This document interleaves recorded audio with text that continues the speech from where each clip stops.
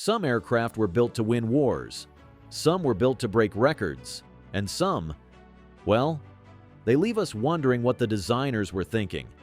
These are the bizarre vintage planes that seem too weird, too wild, or too pointless to have ever gotten off the drawing board, but somehow they did. Today we're counting down 10 bizarre vintage planes that shouldn't have existed, but did. Strap in, because things are about to get strange. Starting our countdown at number 10 is one of the strangest profiles ever put in the air, the Vought V-173 Flying Pancake. Number 10. Vought V-173. Picture this. It's 1942, and Vought engineers decided that what the world really needed was an aircraft that looked like someone had stepped on a regular plane and flattened it into a disc. The V-173 featured an almost perfectly circular wing that made up most of the aircraft's body, with two massive propellers mounted at the wingtips. The bizarre design was actually based on sound aerodynamic theory. Charles Zimmerman, the chief designer, believed that the circular wing would eliminate wingtip vortices, those swirling air currents that create drag and reduce efficiency. The propellers would blow air over the wing, creating additional lift at low speeds. What made this contraption truly absurd was how it looked in flight. Witnesses described it as a flying manhole cover, or something from outer space. The prototype was so weird that it sparked numerous UFO sightings when test pilot Boone Guyton took it up for its 190 test flights.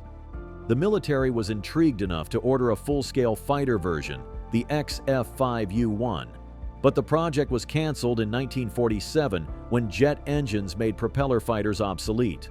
The Flying Pancake had proven it could fly, slowly and stably, but it was a solution looking for a problem that no longer existed.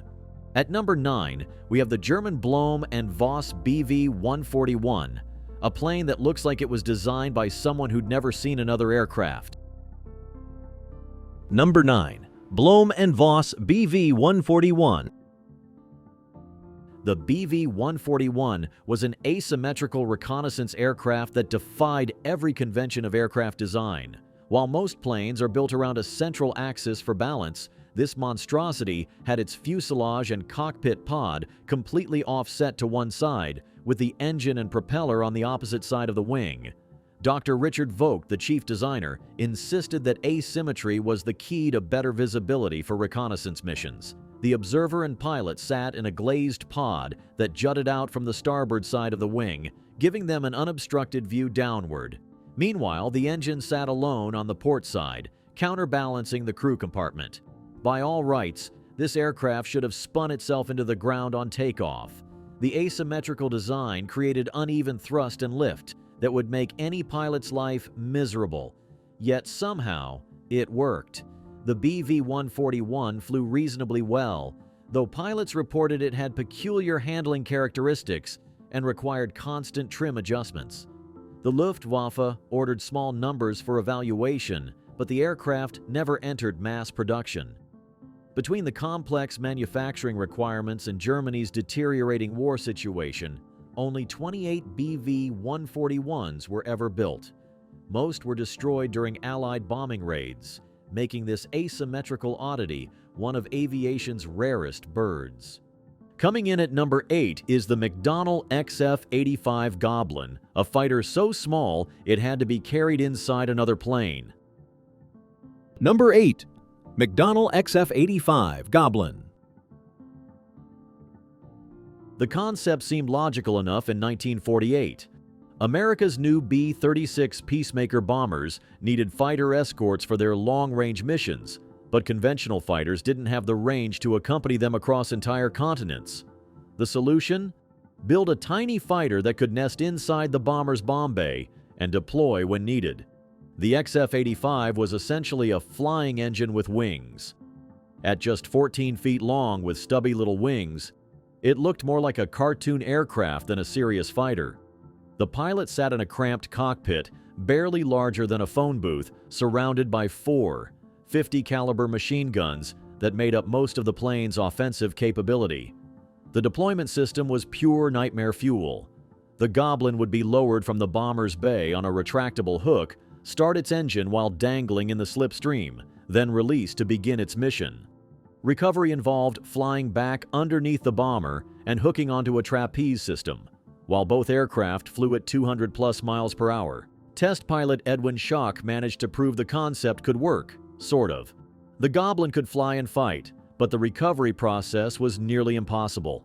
The tiny fighter was constantly buffeted by turbulence from the bomber, making precise flying almost suicidal. After several harrowing near misses and one emergency landing, the program was canceled. Only 2 XF-85s were built, and both survive in museums today, testament to one of aviation's most impractical solutions to a real problem. At number 7, we encounter the Italian Caproni Ka-60 Noviplano, a flying apartment building that thought it was a seaplane. Number 7 Caproni Copy 60 Noviplano. Count Gianni Caproni had big dreams in 1921. He wanted to build a passenger aircraft that could carry 100 people across the Atlantic in luxury. His solution was the CA-60, a mammoth seaplane with not 1, not 2, but 3 sets of triplane wings stacked on top of each other, giving it 9 wings total.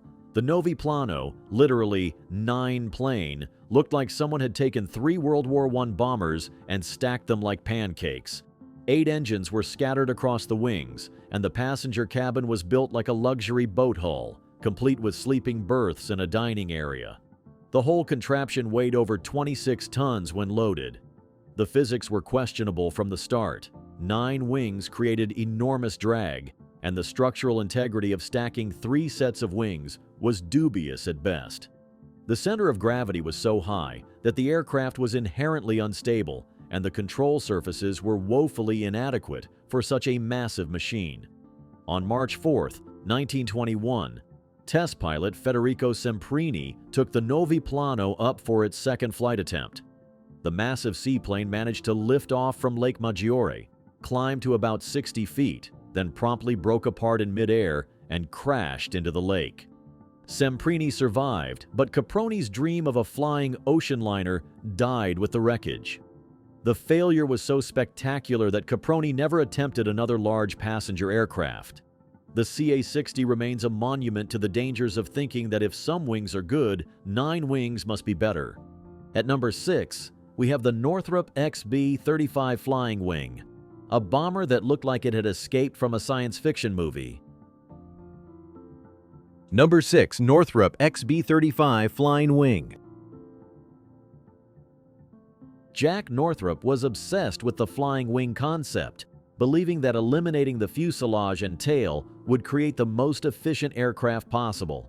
In 1946, his XB-35 represented the ultimate expression of this philosophy, a massive bomber that was nothing but wing, stretching 172 feet from tip to tip. The flying wing promised incredible efficiency. Without a fuselage creating drag, the XB-35 could theoretically fly farther and carry more bombs than conventional bombers of similar size. The sleek triangular shape looked decades ahead of its time, and the military was intrigued enough to order prototypes. The reality was far more complicated. Flying wings are inherently unstable. They want to tumble end over end like a thrown playing card. The XB-35 required constant pilot attention just to fly straight and level. The 4 massive propellers created torque that tried to roll the aircraft, and the pusher configuration meant that engine problems could send propeller blades through the wing. Worse yet, the aircraft was nearly impossible to control in formation flying, making it useless as a military bomber. Test pilots described it as flying a barely controllable surfboard through the sky.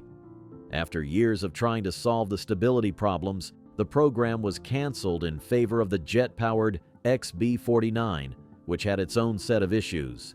The XB-35 was decades ahead of its time. Modern fly-by-wire computers would have solved its stability problems easily. But in 1946, it was a beautiful failure that proved some designs need to wait for technology to catch up.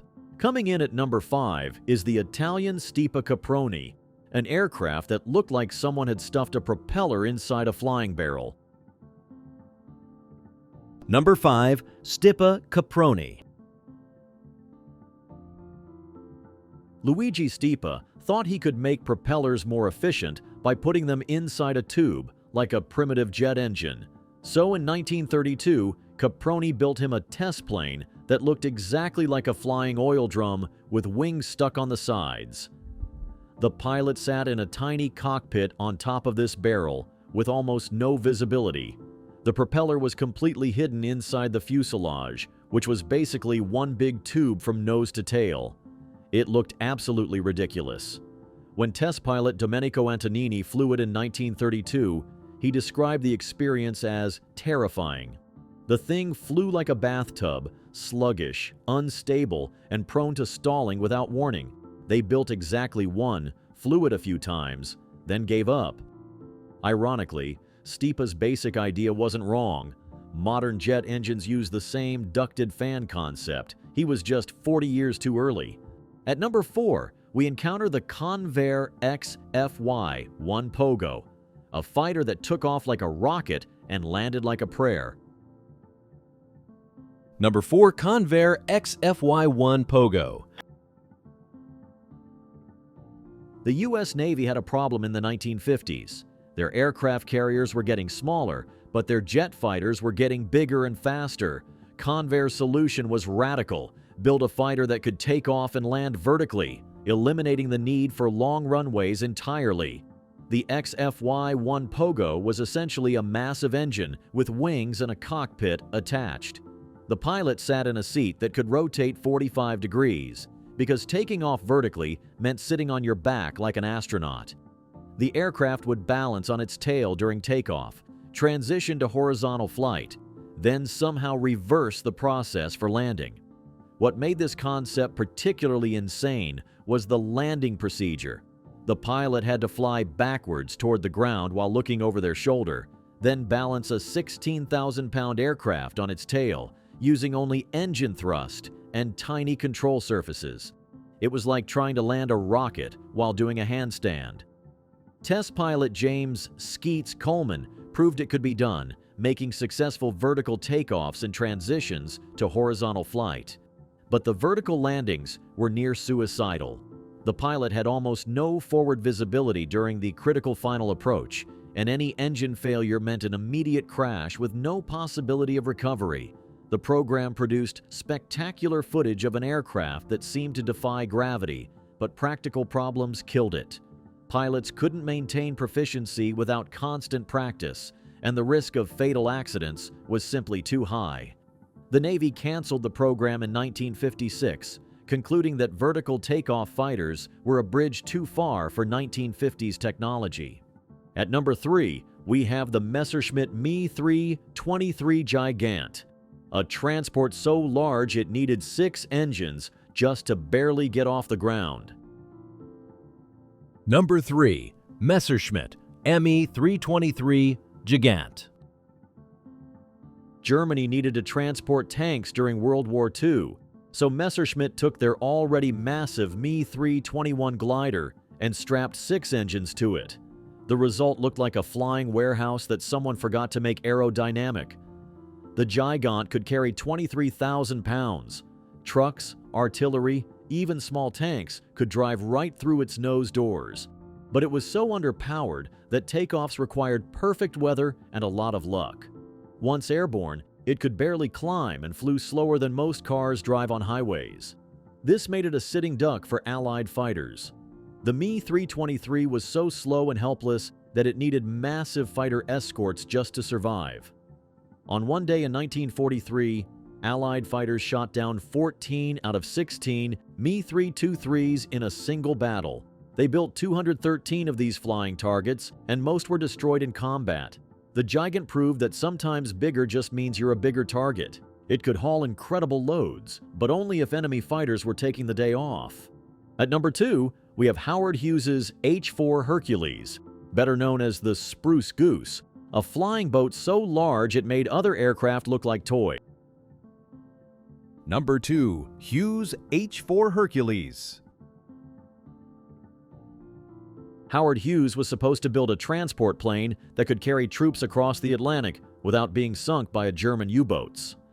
His solution was the biggest aircraft anyone had ever imagined. a wooden seaplane with 8 engines and a 320-foot wingspan. The Spruce Goose was massive beyond belief. It could theoretically carry 750 troops across entire oceans. But the war ended before Hughes finished building it, making the whole project pointless. Did he stop? Absolutely not. He kept spending his own millions to finish it anyway. On November 2, 1947, Hughes was supposed to just taxi the thing around the harbor for reporters. Instead, he surprised everyone by lifting the Giant about 70 feet off the water for about a mile. Its only flight ever. Critics said it was just an expensive publicity stunt. They weren't wrong. The Spruce Goose cost over $23 million in 1940s money and never flew again. Hughes kept it in a hangar for decades, maintained and ready to fly, but it never did. It was a monument to one man's obsession with building the impossible, even when nobody needed it anymore. Finally, at number 1, we have the German Blohm Voss BV 238, a flying boat so massive it made the Spruce Goose look reasonable. Number 1. Blohm Voss BV 238. Picture this. It's 1944. Germany is losing World War II. They're desperately short of fuel and materials, and someone decides this is the perfect time to build the largest aircraft in the world. That's exactly what Dr. Richard Vought did with the BV 238. This 6-engine flying boat was absolutely enormous, 142 feet long with a 197-foot wingspan. It could carry 300 fully equipped troops across oceans. The problem? By 1944, Germany didn't control any bodies of water large enough to operate it safely, and Allied fighters owned the skies. The prototype actually flew on March 11, 1944, and it worked surprisingly well. But it was completely useless. Germany needed fighters to defend their cities, not giant flying boats that had nowhere to land safely. The story gets even more ridiculous. On September 20, 1944, Allied fighters found the BV 238 sitting on a lake and shot it full of holes. The world's largest aircraft was destroyed while parked, having accomplished absolutely nothing. Only one was ever completed. It represented resources that could have built dozens of desperately needed fighters. The BV 238 wins our countdown because it was the most pointless aviation achievement in history, a massive technical success that made no sense whatsoever. From flying pancakes to twin fuselage monsters, these vintage planes prove that aviation history is packed with bold experiments and occasional madness. Some were ahead of their time, some were just plain wrong, but all of them left a mark. Which one blew your mind the most? Drop a comment below and subscribe for more stories from the edge of aviation history.